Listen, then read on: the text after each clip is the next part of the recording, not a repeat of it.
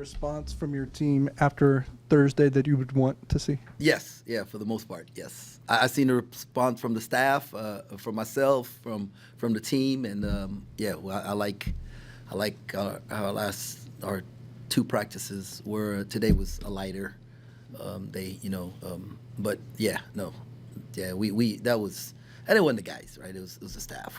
We didn't prepare them for that level of competition and with the emotional attachment that they would have, and yeah, that was fully the staff's fault. I was going to say, when you got to rewatch that, was there anything that kind of bothered you more than others? No, it was exactly what we thought. Transition defense, and when guys make mistakes, man, our guys want to play, so if we will hold them accountable to it in the game, then they won't keep making the same mistake. We as a staff allowed the same mistakes to happen, transition defense and rebounding, and so that's on us. You mentioned the rebounding, and now that you've had a chance to go through the film and sort of reevaluate, what stands out about those problems? Is there one thing in particular that you can pinpoint? We weren't physical enough.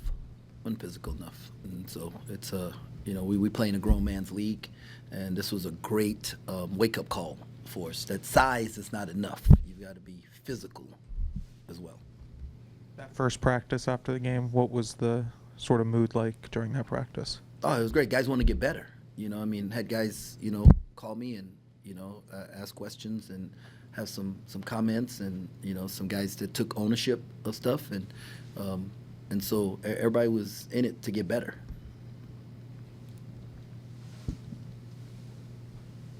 You said a wake-up call, but is there things you can learn from this game that maybe you couldn't from the other two, or was it just you were exposed more for the things you already knew, I guess? Well, I'd like to say that I thought we could compensate for what I felt was something that was lacking, or maybe we wasn't as good at, but we can compensate for some other things. But I mean, we had single-digit turnovers, and so. The staple of a good defense is the ability to rebound, and the staple and you have to be able to set your defense, which is transition defense, and so floor balance, and and then get yourself, when shots aren't going in, because they're not going to go in every night, you got to get yourself second chance shots, and we didn't do any of those things, and like I said, that's all on the staff, and sometimes you have to have something that like embarrasses you to get you to like really own up to it, and so I know that. I was embarrassed that I didn't have our guys ready. Now, I wasn't embarrassed with our guys. I was embarrassed with myself that I didn't have our guys ready. And so we've done a better job the last few days. I know after the game you were impressed with Doug. Even looking back, what has kind of stood out to you in his first start? I say all the time, point guards are judged by W's. That's it. So if you're going to be a point guard or a pitcher, right, you're going to be judged by wins and losses, and that's it. So it doesn't matter, what individuals do. It's what did the team do. What's the biggest thing that, I know you like the things that he does outside of scoring, and he brings the energy that he needs to even without scoring. What's the biggest thing that Coleman needs to do to kind of take part in scoring more? In scoring more?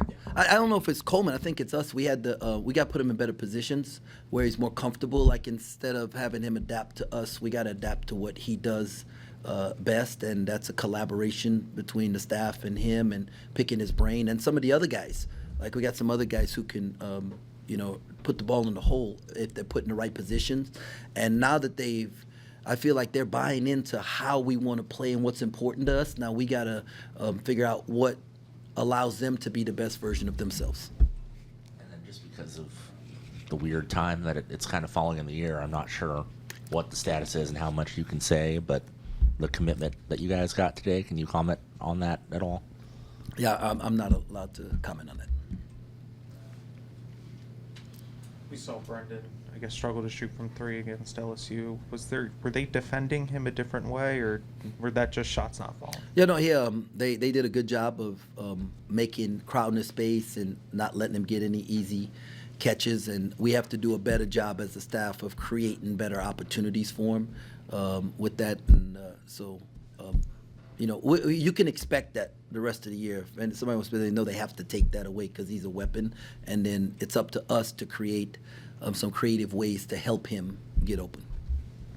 Mississippi Valley has played one of the tougher schedules in college basketball, and obviously it's any given day in college basketball. What do you want to see from your team tomorrow? I want to see transition defense and rebounding. Those are two things that we worked on: transition, offensive and defensive rebounding, and then setting our defense on in the half court and being able to guard guys. And 18:50 to go in the game. It's a 8-point game at Texas.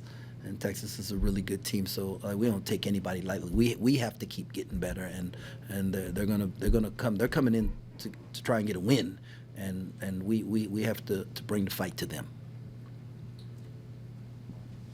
With the chore jumping on the moving train after missing the first 2 games, how did you evaluate how he played on Thursday? And what's next for him? It's like if you go back to our first game, or even our first exhibition game, everybody walked away and said, "Man, they didn't look very. We were a little tight, right?" And he not only had his first game, real game to play, but then it was against a high major opponent, and so that's a tough way to evaluate, him. He's had 2 really good days of practice.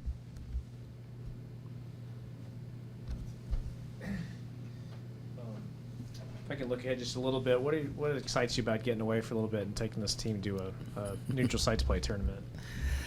Get to be together. The weather's going to be nice. Not a lot of distractions. Get to do some team building things while we're there. And I always like this time. There's some things that we have in the bag that we save for this time to do with the team and help guys grow closer together. And, then growing up in the Virgin Islands, it's, I have family down there and stuff. So it's going to be really cool. I was going to ask you, how many people would you have, that personally who are going to be at the games watching? A lot. It's going to be a lot. I have cousins, and, Reem and I coached the Virgin Islands team, and so a bunch of the players and even the staff members and different people that we've worked with, a bunch of media people that we do stuff with. So it's going to be a really cool time, and I'm excited that we get to go back and our guys get to experience some of what we grew up with, and and then play some good basketball.